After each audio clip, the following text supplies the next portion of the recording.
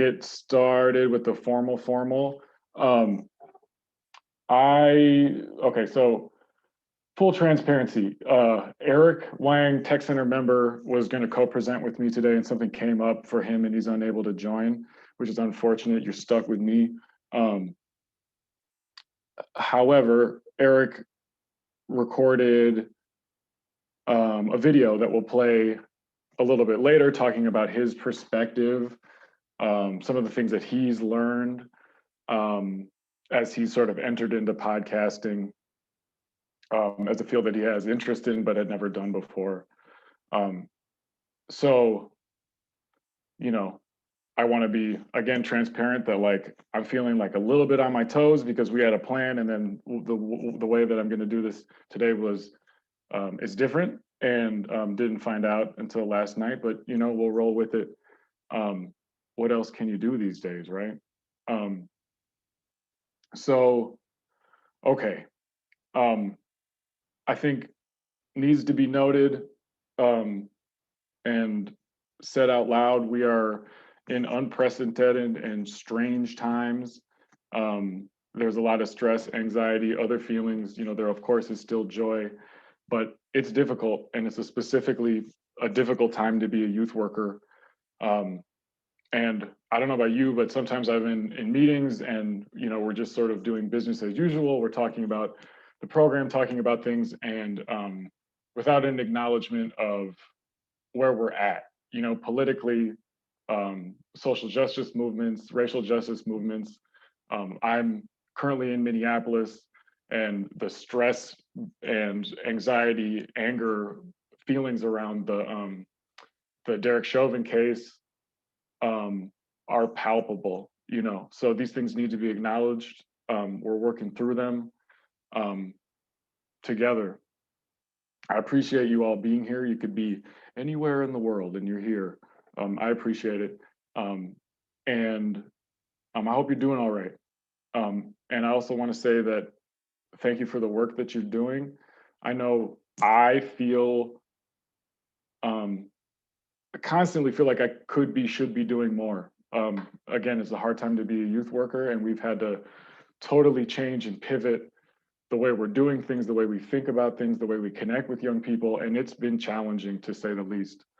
So thank you for your work as we move forward through this. I didn't think, you know, we'd be here a year plus later, but here we are. Okay, so we're going to talk about podcasts. We're going to talk about, I'm going to talk about the Time Capsule podcast. That is a podcast that came out of our Teen Tech Center, the YMCA Best Buy Teen Tech Center in downtown St. Paul.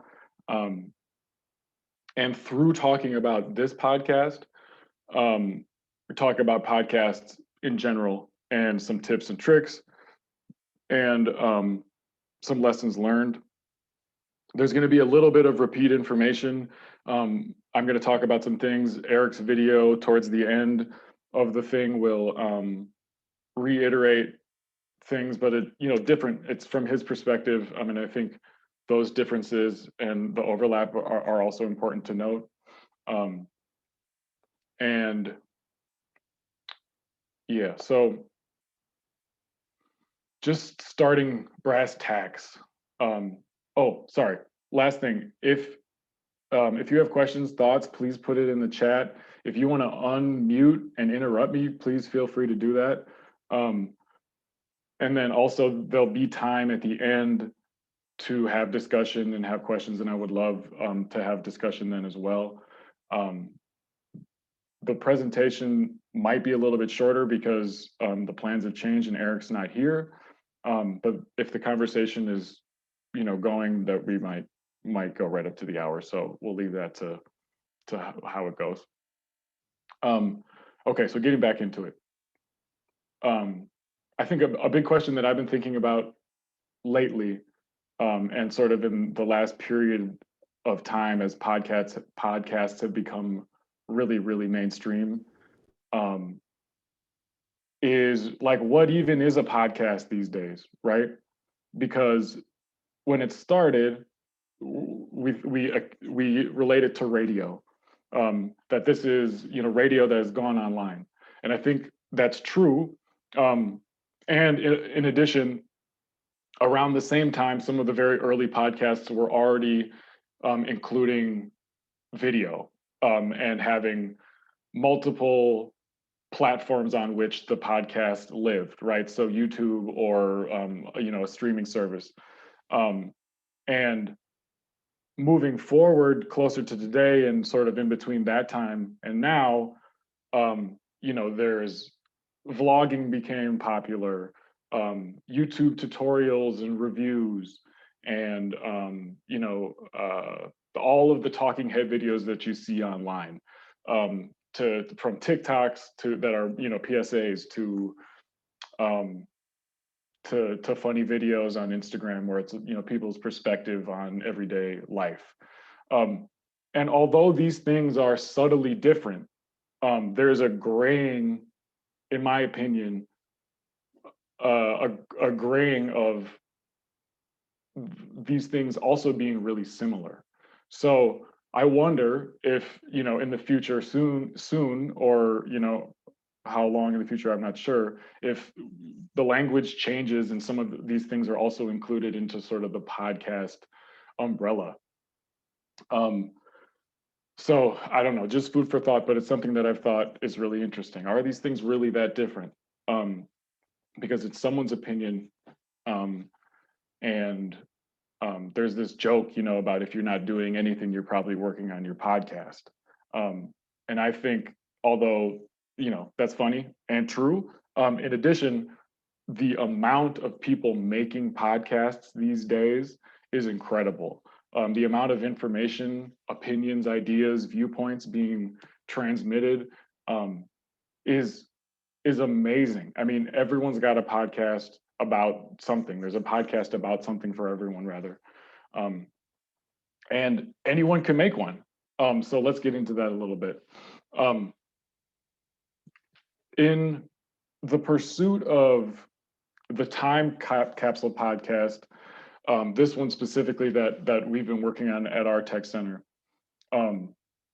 right before the shutdown, right before things got really weird last year, we had gotten a grant that was, we were going to do podcasts, video podcasts at different locations, YMCA locations throughout the Twin Cities metro area. We had hired on a teaching artist, we had hired on an audio and video engineer, and we were ready to go. We got one, and we were going to do something like 15, 20 locations, talking with young people about their perspectives on our current times. They were going to come up with a topic one day, do some icebreakers, eat some food, sort of get to know each other and the team. And then the second meeting that week, they were going to record podcast episodes. And, it was going to be totally based on what they wanted to do, what they wanted to talk about. And we got one of those off, and then everything changed and we had to shut it down. That was disappointing. And but this podcast was born out of that sort of energy and that project that I wanted to figure out a way to continue to connect with our members, or as many with members that I could, knowing that I lost touch with a lot of our regulars. But how to continue the conversation. And as the pandemic got more serious and the death toll rose, there obviously was more to talk about. So it became clear to me that talking to young people and framing these conversations as a time capsule was going to be important. A tagline that I use for the podcast is, for this a pivotal and historic period that will forever change the future. We know that we're living through times that are changing the future as we speak, in no small part by the young people that we work with. So I wanted to have record of this time, this feeling, this conversation, um, as we move forward, and also as a way to stay connected with, um, some of our members. Um, so it's obvious there's civil unrest across the country, um, racial and social justice, intersecting racial and social justice movements happening across the country and across the world. The political climate continues to be fraught, to say the least. Um, and again, wanted to know what is the top of mind for young people right now.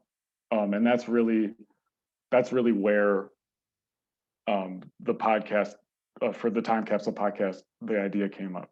Um, and personally, I was interested in, so I have a background in music, and I was interested in creating a podcast sort of as a challenge. I'd never done it before. I like podcasts, interested in podcasts. I also listen to a lot of music, but I like to, I feel like calming and puts me in a different headspace to listen to and absorb information this way. So I wanted to make one, and using the software that I have, was able to create one. Um, so the I'm just looking through my notes, pardon me. Um, so let's get into some brass tacks a little bit.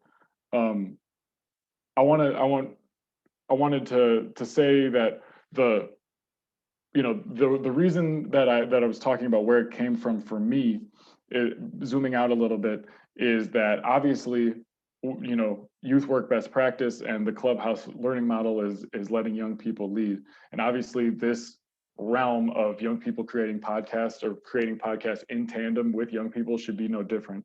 I think there's a lot of ways for people to enter podcasting. The technology is really at our fingertips. You can, professional technology at a tech center or at a clubhouse.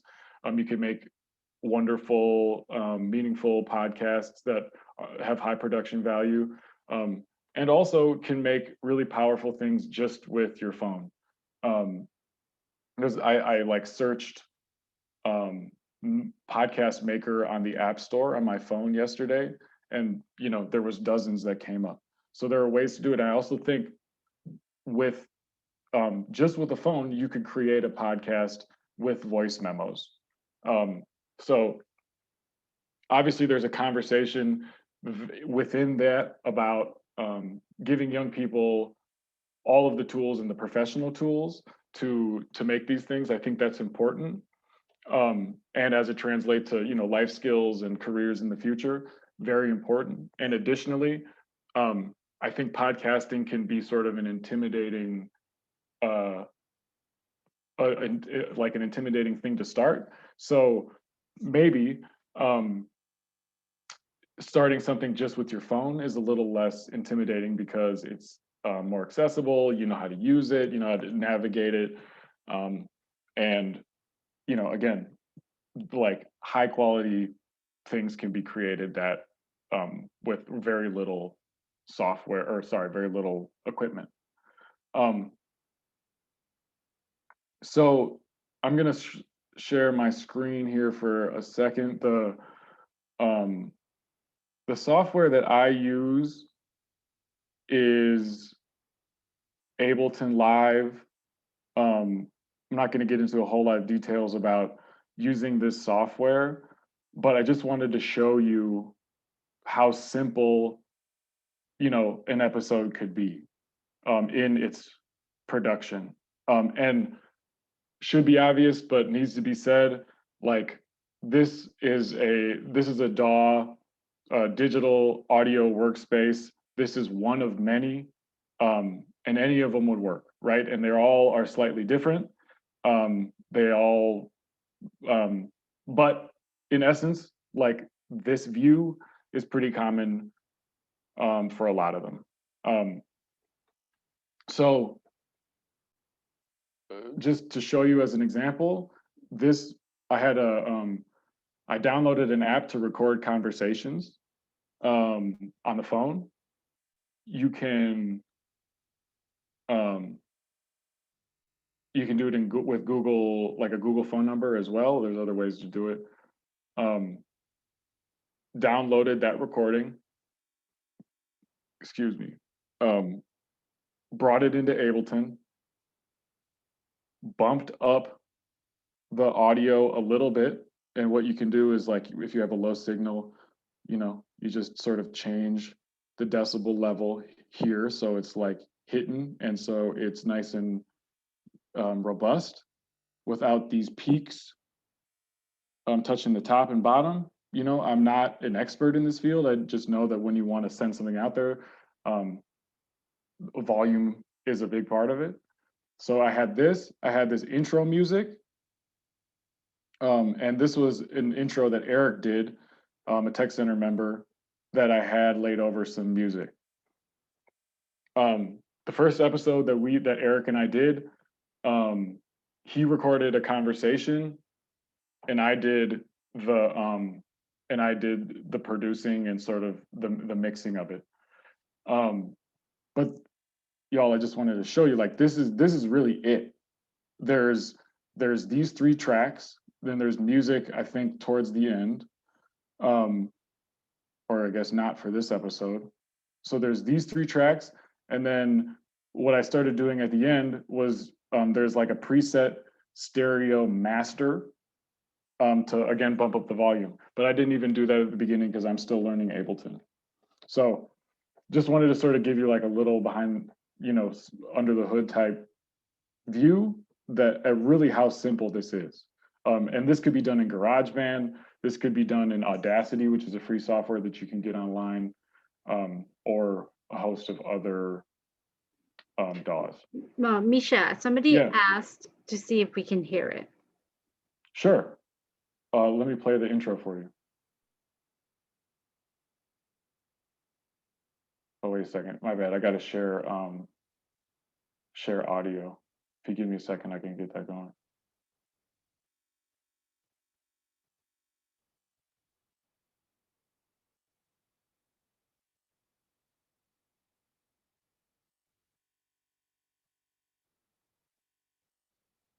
I don't think it's working.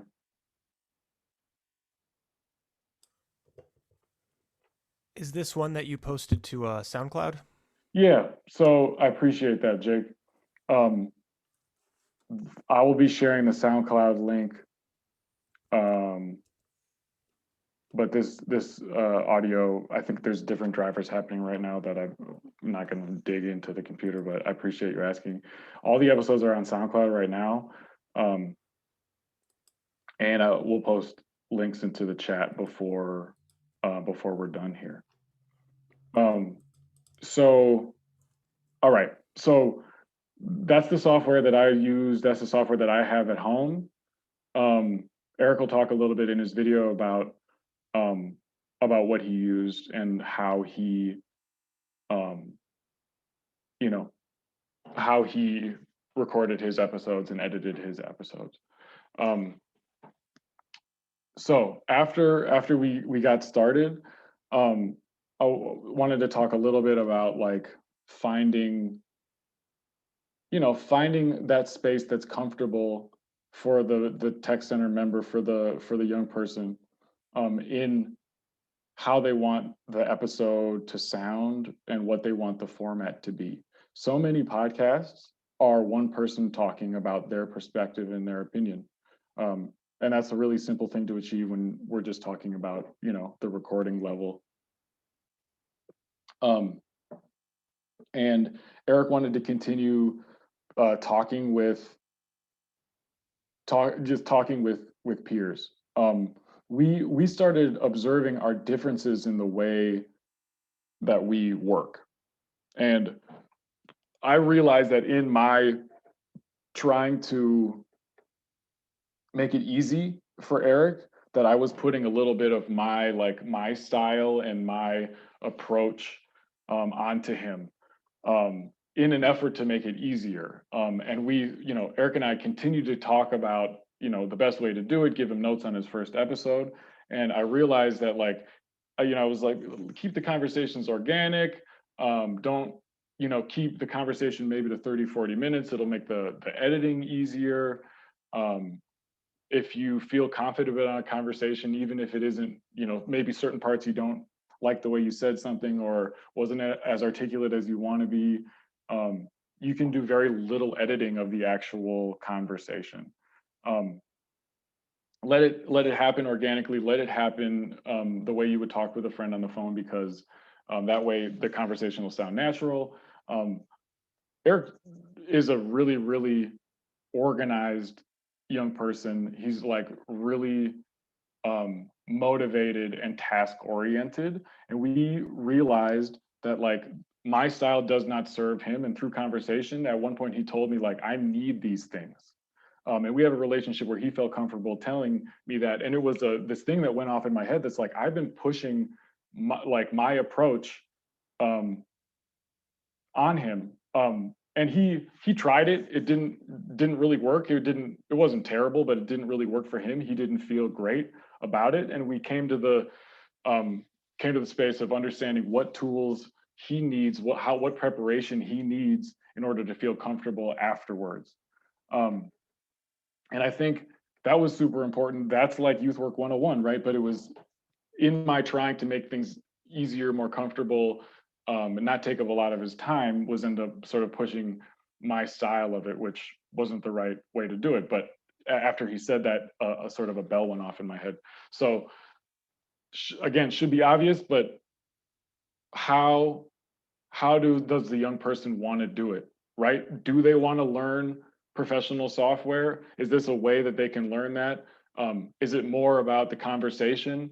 And you can create a team of young people that some can do the editing or add music or whatever it is. But what is their level of engagement and the depth of learning that they want to go in? And this obviously evolves and can change over time. But having those conversations, I think, is super important, just to really see and understand where someone's coming from and where their interest is, because it could be so many different things, right? And through this conversation, we, I came to the realization and the understanding that like, and this seems directly related to me for a growth mindset session that was yesterday, that shifting the perspective of what it means to be wrong, or what it means to be, what a good episode is. Obviously, we improve over time when we work at something, but I think it was important to note to Eric, like, yo, this is the first time you've ever done this, right? And so don't be hard on yourself that it's not exactly the way you want it to be. Because you have time constraints. He wanted to turn this in. We came up with like sort of a schedule to get it done. That he did not feel great about his first episode. And we said, I said, let's back up a little bit. You've never done this before. How can we improve it? What are the ways in which you want it to be different? And then let's go at it in a different way. And it just reminds me of that. I think it's a Chance the Rapper line that's, turn your L's into lessons, right? Because he felt so much more confident with his second episode. He prepared for it in the way that made him feel really good about it. And he also took over all of the jobs of producing the podcast. So the first episode was a conversation he recorded, he sent it to me, and I sort of did the production as a way in this time of the pandemic to just sort of keep things moving, right? If we were in person, the emphasis would be, okay, you should learn the software and how can I help you achieve these things? But it felt like more accessible and easier to accomplish if I could help with some of the back end stuff. The second episode, he was like, nah, I'm gonna do it myself. And we went through and had a bunch of conversations around how to do that. Planning to have some time to learn the software. and talked, at length about the first episode and what could be changed. That second episode is also up on SoundCloud, and I'll put a link in the chat now. This is the one. This is the second episode he has made ever, and this is something that I just think he's really, really, really good at, and obviously through really understanding his process, has gotten way stronger and will continue to get stronger. And then I'll also add the playlist for the earlier episodes right now.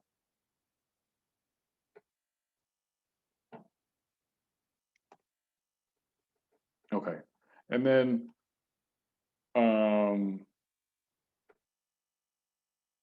so moving forward, something that so if I'm thinking about this shift of my episodes, which I had recorded conversations with young people, and what I ended up doing was had just sort of normal conversations about topics, issues that they wanted to address, things happening in Minneapolis and St. Paul, the Twin Cities metro area.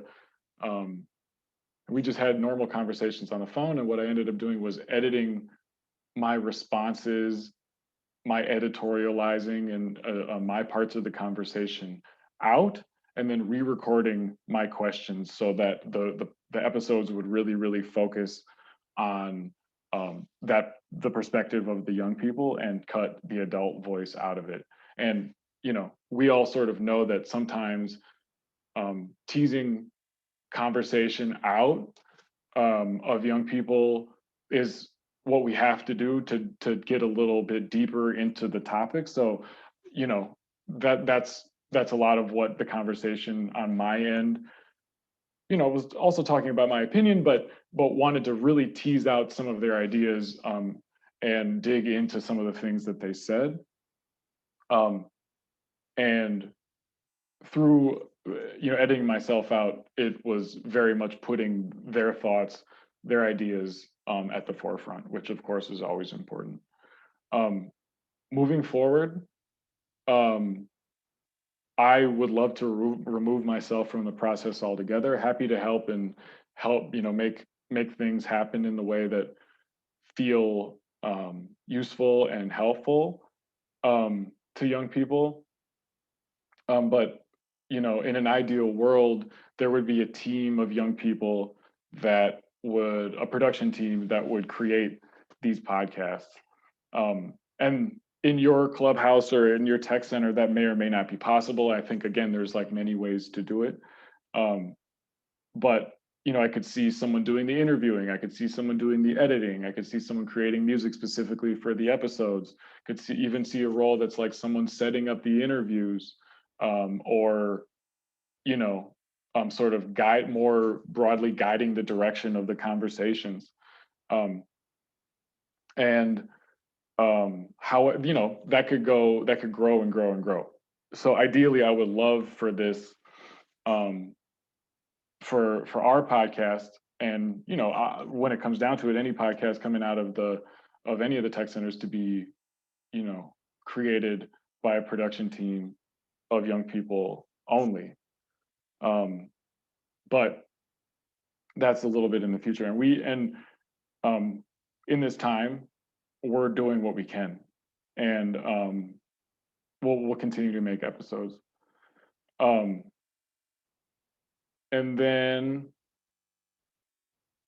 I'm going to get into this video that Eric sent. It's 15 minutes long, and then we'll have about 15 minutes or so for discussion. If there's anything that anyone wants to bring up now, specific questions, would we, happy to answer some things now too. And then, yeah, so I just want to pause here if anyone's got anything that they want to bring up in the moment. If not, that's cool too. I have a question. So did Eric approach you about podcasting, or was it an idea that you brought to him? Like, where did the kind of idea to do it originate? And I think you might have covered it, but I'm not quite sure. Yeah, I appreciate it. It was a little bit of both. Eric is into podcasts and wanted to, in my reaching out to my regulars and people that I was more connected with and like, you know, literally had their phone numbers and doing social emotional check-ins, asking if there was anything that the tech center could do, or if there's anything that they were interested in that I could help them do. And we started talking about podcasts. And I said, I've started this podcast. I have a couple episodes. Why don't you listen to them? And would love to have you take over a segment if that's something that you'd be interested in doing. I mean, that's like a condensed version, but when it came down to it, it was like his interest and then me just sort of like, okay, well, these are sort of the multiple ways that you could get into it. You've got a couple questions in the chat. If you want to check them out. One question about microphones, whether or not you use any specific microphones, and another question about how you come up with topics to talk about. Yeah. So in terms of microphones, I specifically use an SM58. It's a Shure microphone. It's a handheld microphone. It's often used for performance. But it's like $100 or maybe $150. Not, you know, not dirt cheap, but not really expensive. At the tech center, there's a mic that you see in a lot of podcasting videos. Oh, I'm forgetting the name of it right now, but it's like this black microphone that has the sort of like that has the foam connected to it, and it's usually connected to like a boom mic. Yes, SM7B. Thank you, Harvey. Appreciate that. Those are really good for vocals. Famously, like used on Michael Jackson's Thriller. But really, you can use anything. Eric, for his episodes, used the internal microphone on his laptop. And this, and someone said a shotgun mic is low cost. I think, and this is, I appreciate the questions here because this brought me back to something that I wanted to say. That's like, we're in a really interesting era as it comes to audio and video, pertaining to the pandemic, but also technology. That's like, I hear professional podcasts that have millions of subscribers where you can hear the Zoom glitch, right? And we're all sort of like used to this at this point. So I think in some ways, the audio quality is less important these days. Not to say that, you know, young people don't deserve the highest quality and the most professional equipment, because they do. And also, I'm hearing all sorts of audio qualities on the radio, you know, online, in videos, in audio, and I notice it because I'm an audiophile and because I'm interested in that realm. But it's not like a value judgment. Well, oh, this must be less professional, or oh, it must be you know, amateur because we're hearing these things. Like the amount of glitches that you hear on the radio and you hear in videos, like you hear it every day, and I think we're all used to it.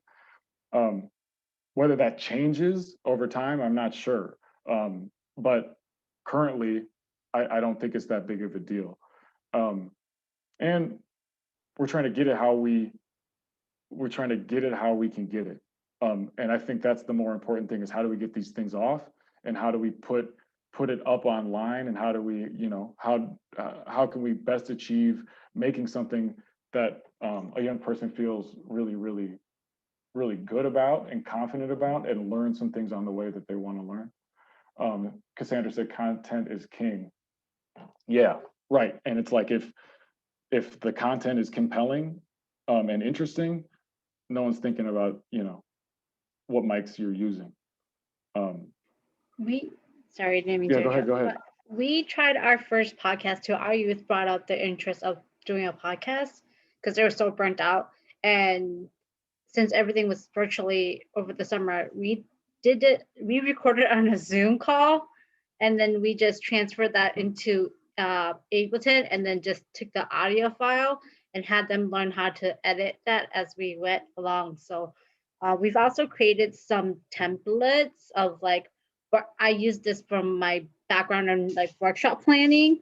And so they can like figure out who, like, it's just a template, like who are their audience, who they're talking to, you know, who's, what type of topics they want to talk about, just to help them kind of plan for those who need it.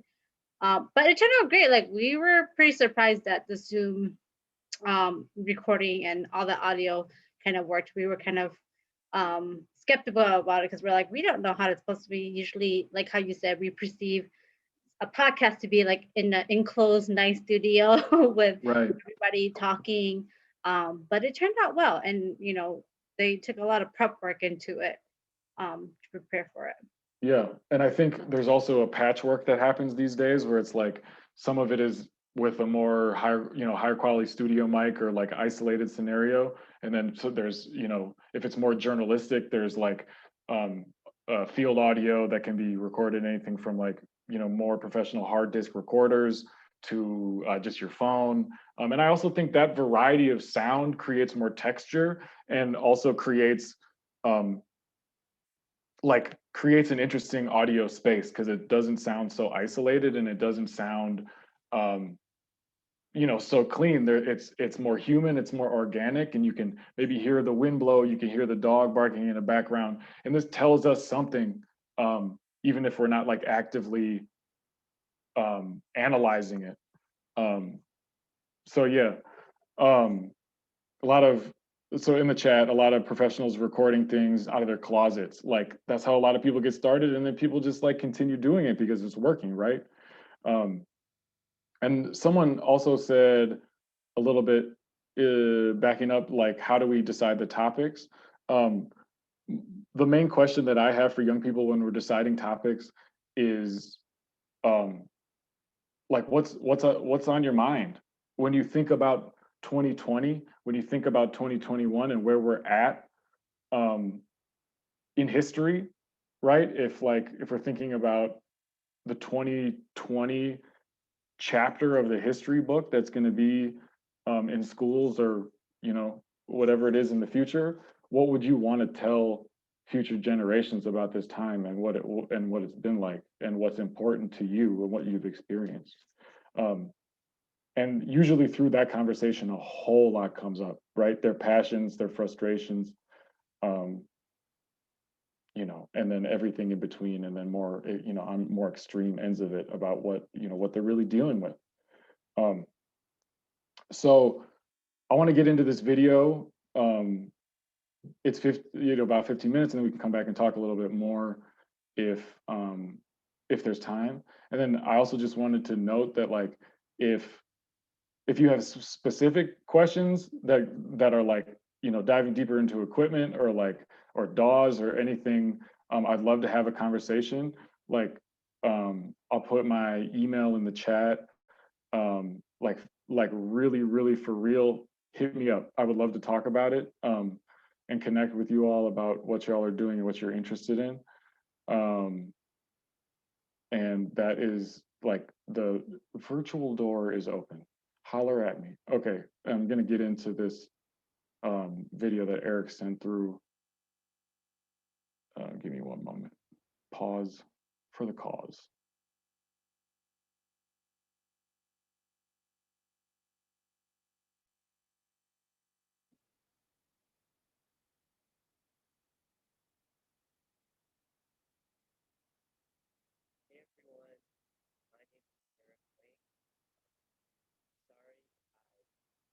There's no audio. It's there, but it's super low. Okay.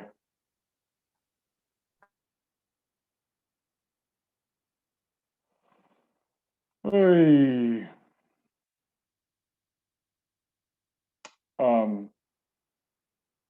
So you could hear the audio, but it was like really low.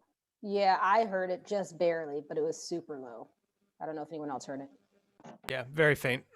Okay, I'm gonna try this one more time. If it like is terrible to listen to, I can just send this video out afterwards. I'm going to share the computer audio as well here. Sorry about this, y'all. Doing what we can here.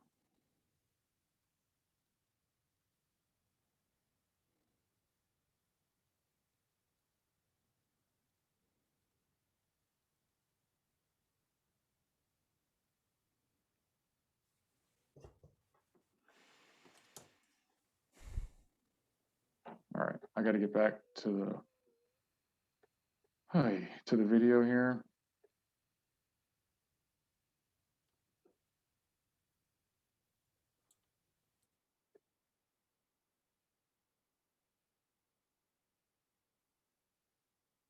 Hey everyone, my name is Eric Wang.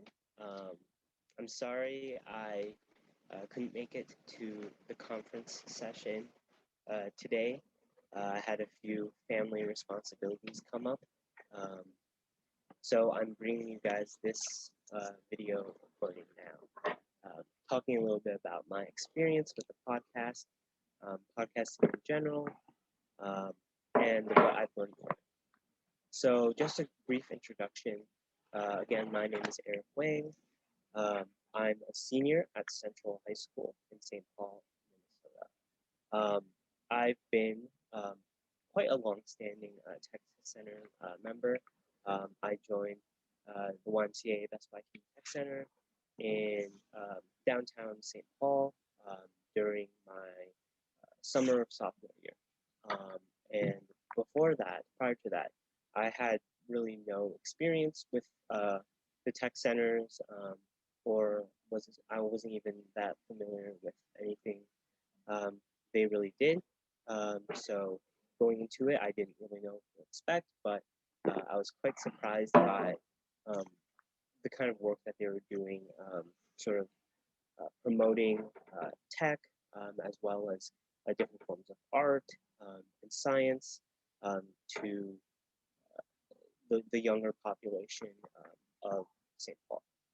And so during my time there, I did a bit of electronics work, I did a little bit of video editing, and so I really dabbled in a lot of things, as well as I got to know some of the staff there, including Mischa. And so,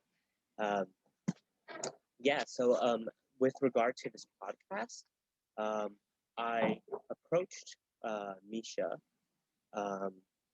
last spring, early summer, and this is two or 3 months after the basically virtually a national lockdown, and so being in quarantine with immunocompromised parents, I didn't want to put them in any more harm.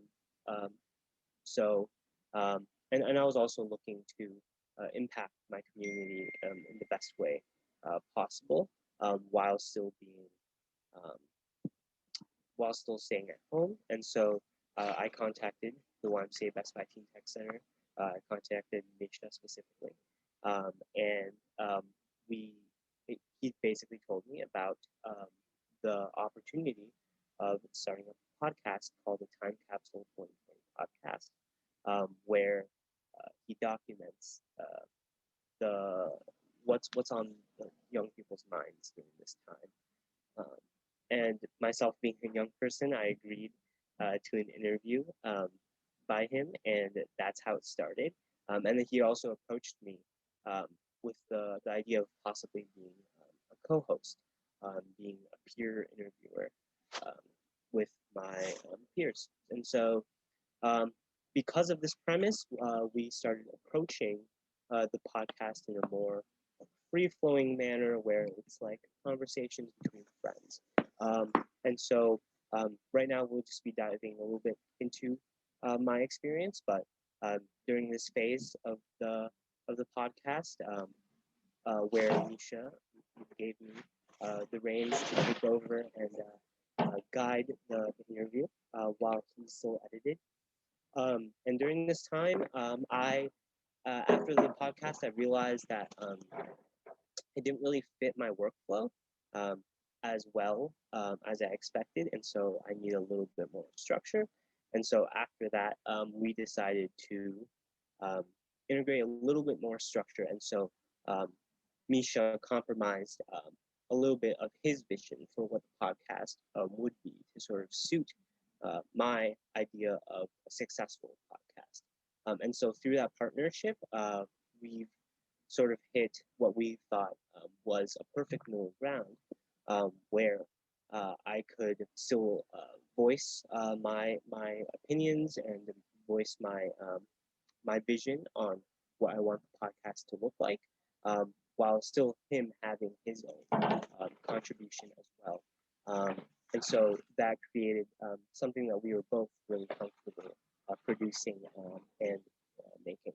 And so throughout this conversation of sort of integrating my sort of work style, that one that is a little more logical, a little more structured, one that sort of requires a bullet outline of questions and some things to say. It really helped me get a little bit more of a natural podcast, as counterintuitive as that sounds, because it sounded still like a conversation between friends, but it wasn't all over the place, like it had been in the first episode that I recorded. And for this second episode that I recorded, I implemented that new style, the new talking style and approach to the overall podcast.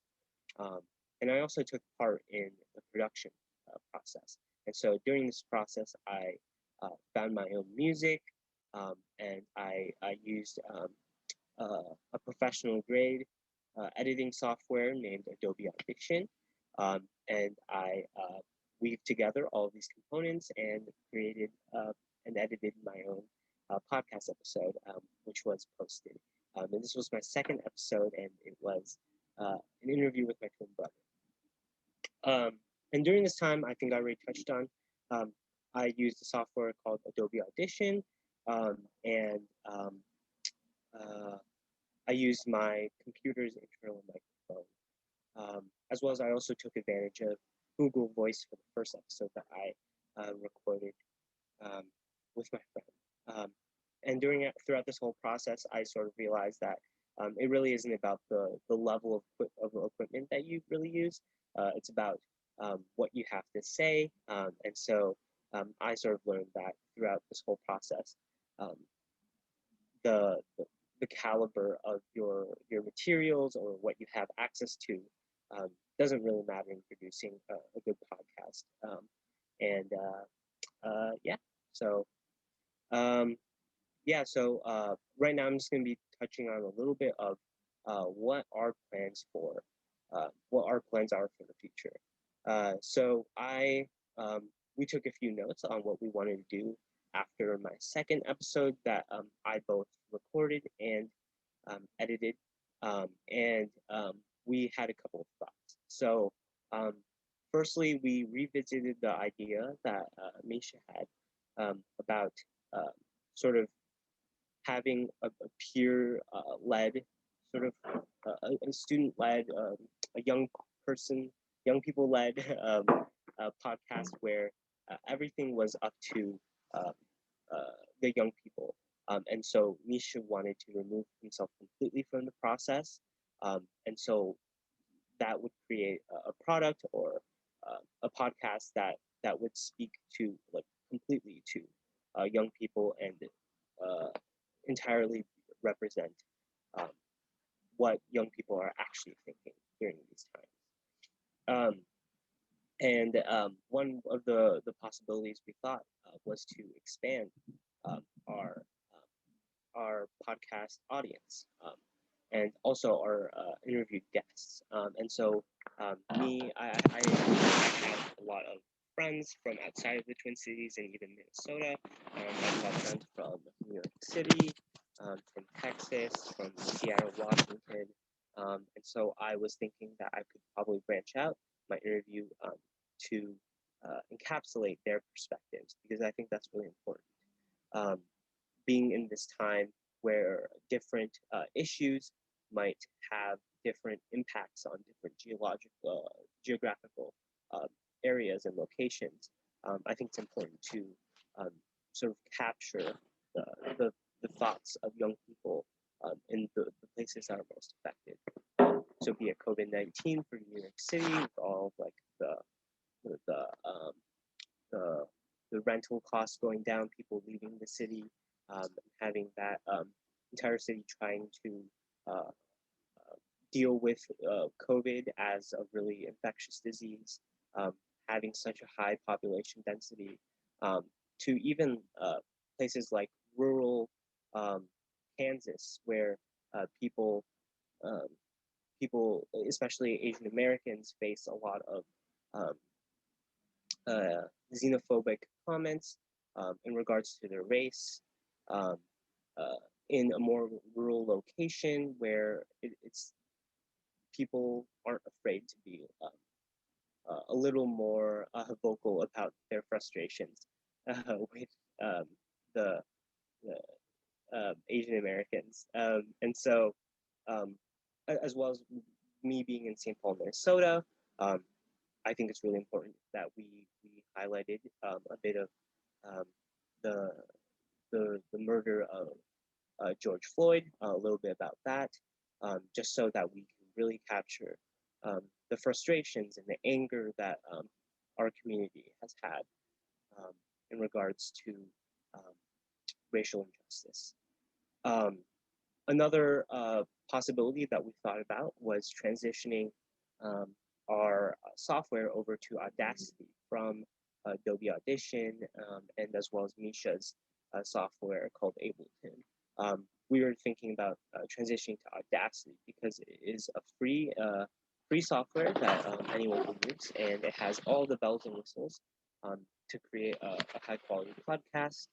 And so, since we were thinking about expanding our team, it would be really great for new members joining to have access to this free software that they don't have to pay for, especially if they aren't in the best financial circumstances. Personally, I am from a more lower income background, and so having access to free software is definitely a plus. As also our SoundCloud license is coming to an end, we were thinking about transitioning to some of the larger streaming platforms like Spotify, Apple Podcasts, Google Store, etc. Because we really want to reach a wider audience with our podcast, not just our local community. And we found that putting our podcast on these platforms would be the most beneficial. Also, we did toy around with the possibility of upping our production quality. Like we said before, we felt that it really doesn't matter how good or how quote unquote good a podcast episode really is in terms of production quality, as long as the content is substantial and we're really capturing what people have to say, as well as with our format being a more time capsule oriented podcast where we really document what it's like to live in these times, right? I don't think it's that important that we have very high production quality because it really adds to that raw element of it being a time capsule. However, we were thinking about increasing the production quality, so we're still coming to terms with what it is that we really wanted to do. Possibly we can make sure that we reach a middle ground with that. And with that, will be all from me today. I hope Mischa sort of guided you through our entire process well, and I hope that he was able to give some tips for people who wanted to start podcasting, and I hope you guys all continue staying interested. We will continue posting new episodes. Sometimes you can probably catch us on SoundCloud and Spotify and Apple Music and other platforms. And yeah, that'll be all for today. Goodbye, guys.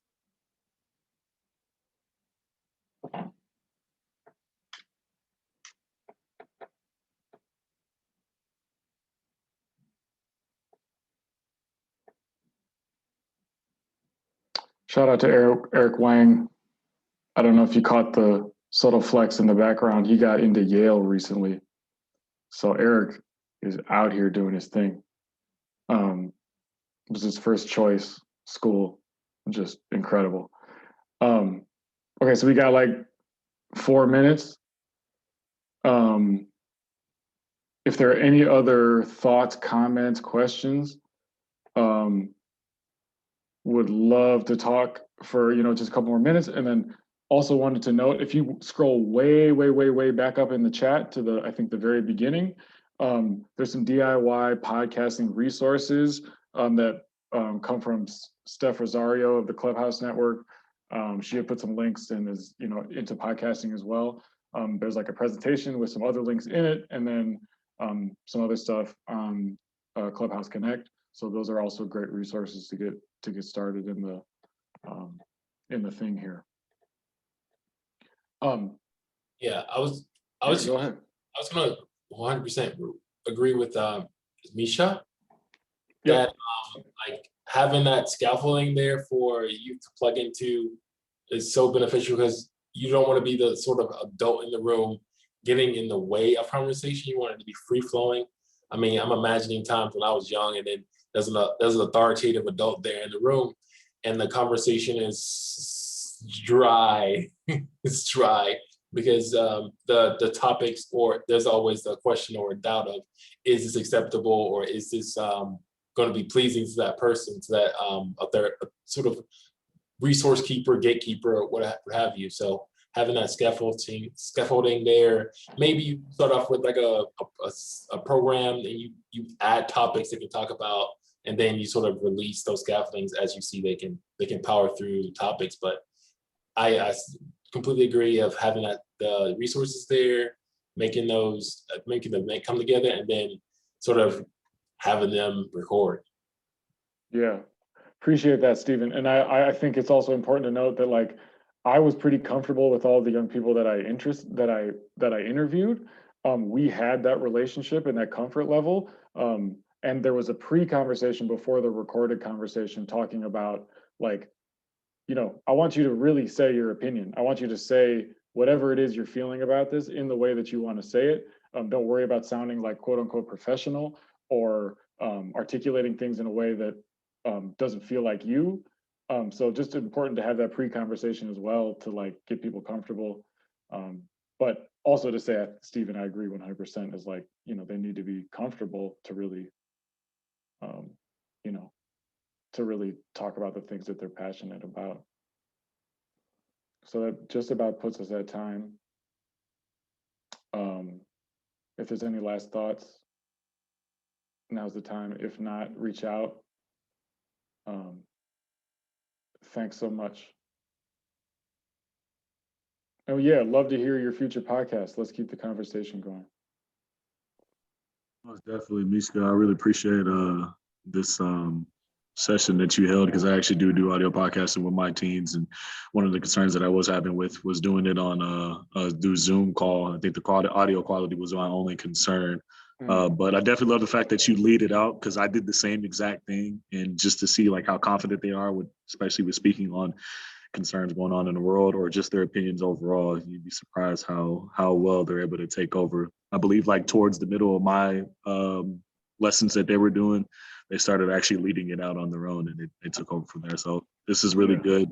I'm definitely going to listen to more, because I'm going to take some ideas from what you were doing with your kids. So thank you so much.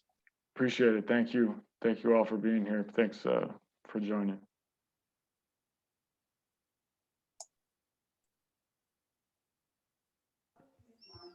Thanks, Mischa.